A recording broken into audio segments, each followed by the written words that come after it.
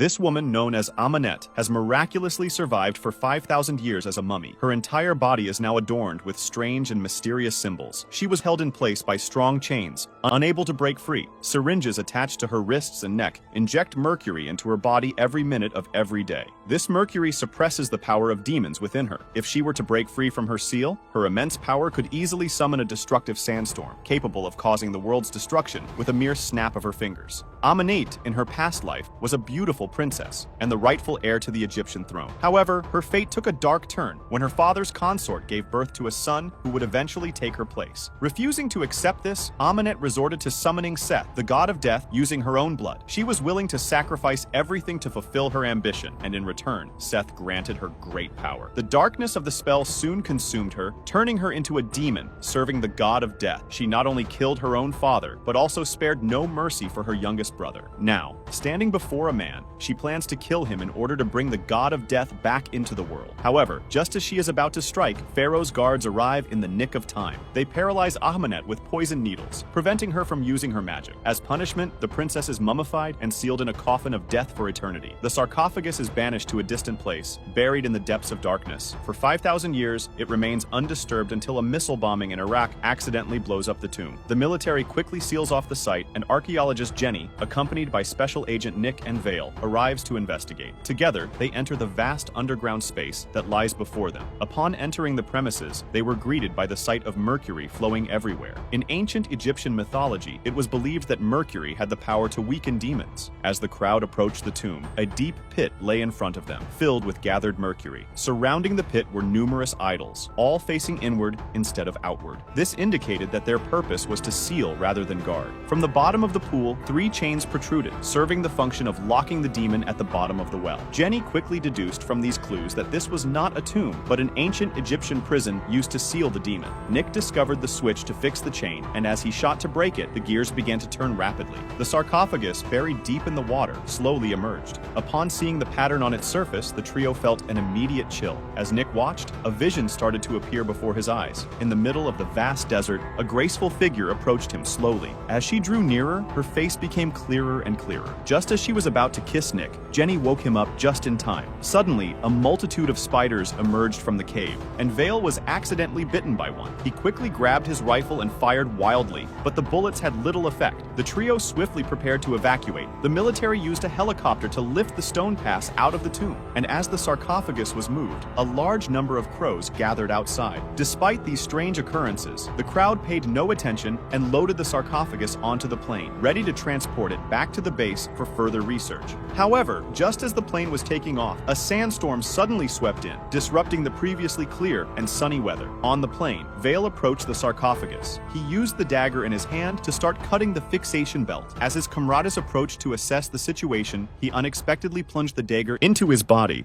It was then that the crowd realized Vale had completely lost control. Despite the calls from those around him, Vale remained unresponsive as he menacingly approached with the knife. Fearing for their safety, Nick had no choice but to pull the trigger. Just as the crowd was in shock, the plane suddenly started to violently shake. A crow collided directly with the windshield, capturing everyone's attention. To their surprise, more crows appeared in front of them, crashing into the glass. With the pilot's demise, the plane spiraled out of control, hurtling towards the ground. In a critical moment, Nick handed the only parachute to Jenny, knowing he had to go down with the plane. By the time the search and rescue team arrived, there were no survivors at the scene. The transport sarcophagus had also been opened, revealing a mummy covered in cloth. The mummy swiftly attacked, draining the life out of them. Strangely, the mummy then began to regenerate flesh and blood, while the victim rose as a lifeless corpse. In the morgue, a corpse suddenly sat up, and it was none other than Nick, who was believed to be dead. As he turned around, Vale, who had also perished earlier, appeared behind him. It turned out that after being bitten by a spider, Nick's body had been cursed by the princess. Vale revealed that they were both targets, chosen by the gods of death. Just as Nick struggled to comprehend this revelation, Jenny entered the room to claim the body. The two of them quickly made their way to the bar, uncertain of Nick's current state and his chances of survival. Despite having no visible injuries, Nick's fate remained uncertain. At this moment, Jenny shared her archaeological findings. In the ancient history of Egypt, a princess was wiped out from the records. According to legend, she possessed a blade belonging to Seth. The jewel embedded in it was known as the Eye of Death. When the dagger and the gem merged, it was said to have the power to resurrect the god of death on Earth. Recently,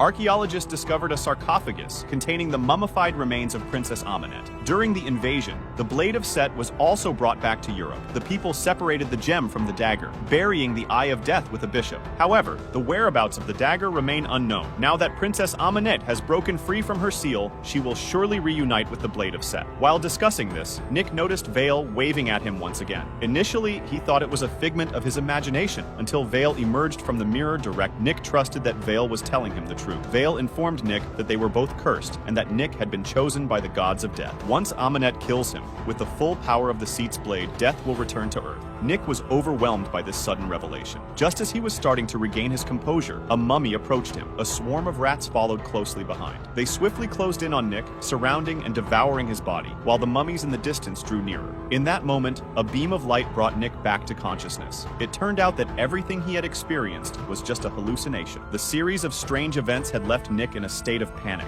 He led Jenny to a crumbling convent based on a sudden image that appeared in his mind. Within the darkness, the two soon became separated. As Nick searched his surroundings, the church door slowly creaked open. The princess had regained her beauty. In the midst of Nick's contemplation, several mummies seized him. Then, Amenet pounced on Nick, confirming that he was indeed the chosen one of the god of death. She destroyed the angel statue right in front of her, revealing the hidden blade of Seth. Just as she was about to use it against Nick, Amenet hesitated at the last moment. He noticed that the Eye of Death on the dagger had vanished. Just as the princess grew furious, Jenny arrived at the scene. The princess immediately launched an attack, causing Jenny to be thrown aside. Taking advantage of the chaos, Nick broke free from the mummy's control. Just as the princess was about to strike Jenny down, Nick seized the dagger and stabbed the princess. The two of them then fled from the church and quickly escaped in a car. However, a mummy soon caught up to them. In the midst of their struggle, the car lost control and they both tumbled down a hill. Just as Nick was about to rescue Jenny, the princess emerged from the mist once again. Nick, realizing the situation, grabbed a wooden stick and charged at her.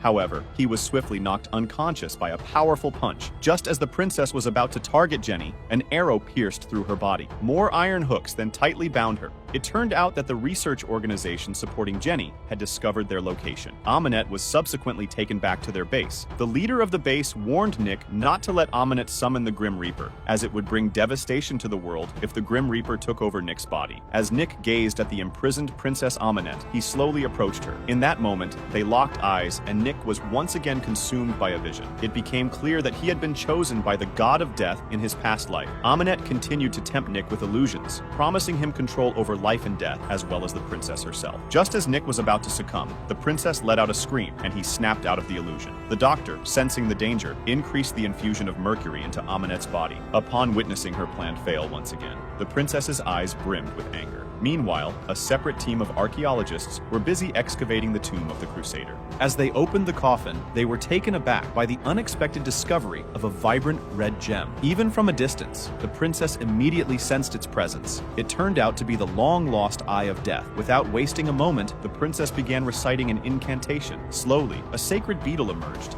and made its way towards a staff member, crawling into their ear. In an instant, the person's eyes turned white. Taking charge, the princess deactivated her mercury syringe and picked up an axe before leaving the room. She swiftly disabled the laboratory's power supply, causing the princess's powers to gradually return. She then purged all the mercury from her body and prepared herself to break free from the chains that bound her. The guards attempted to intervene, but they were clearly no match for her. In a blink of an eye, the princess transformed them into lifeless corpses. Now fully restored, the princess resumed her incantation and summoned a sandstorm to bring Nick back to her side. Chaos ensued as the sandstorm engulfed the city, leaving everyone scrambling to escape. Unfortunately, there was no escape from the relentless sand. Just as Nick was losing hope, Vale reappeared and informed him that the only way to stop this madness was to destroy the Eye of Death. Leading Nick to the tomb where the gem was located, they were unaware that Amenet had also arrived. The tomb was now on high alert, but with the princess's incantation, she awakened the dormant dryads that had been slumbering for a millennium. The guards were swiftly overpowered by the princess, effortlessly eliminating them. As Amenet entered the tomb, all the dryads kneeled before her. She reclaimed the Eye of Death and the Blade of Seth, finally restoring them to their original state. Meanwhile, Nick and Jenny faced relentless attacks from the mummies on their journey. Although Nick was able to handle them with ease, but the number of enemies seemed never ending. They could only escape through the passage, no other way out. Suddenly, they were attacked and knocked into the water. As they struggled to surface, the princess appeared behind them. Jenny was pulled into the water by her, while Nick could only watch helplessly as they disappeared from sight. To his surprise, mummies started appearing in the water one after another. They were all after Nick, chasing him relentlessly. He had no choice but to resurface, unaware that the mummies were waiting for him there. It was then that Nick discovered Jenny had lost her life beside him. Just as he was filled with anger, the princess reappeared. All the mummies turned into ashes and scattered as she continued the unfinished ritual from 5,000 years ago. Nick tried to resist, but the princess easily knocked him down. However, she realized her blade of Seth was missing from her hand. Nick had taken advantage of the opportunity to seize the dagger.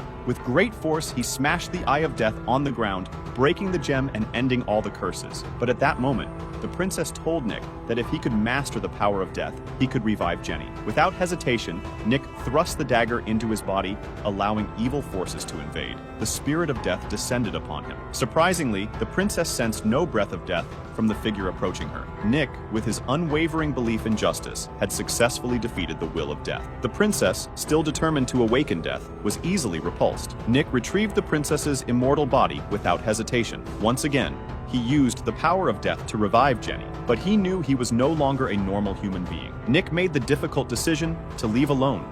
And so, the film came to an end. The princess found herself enclosed in a sarcophagus once more, tightly sealed away. Meanwhile, Nick harnessed the power of death to bring back Vale, the virtuous brother. Together, they embarked on a new adventure, determined to discover a solution to the curse. And so, the movie concludes at this point.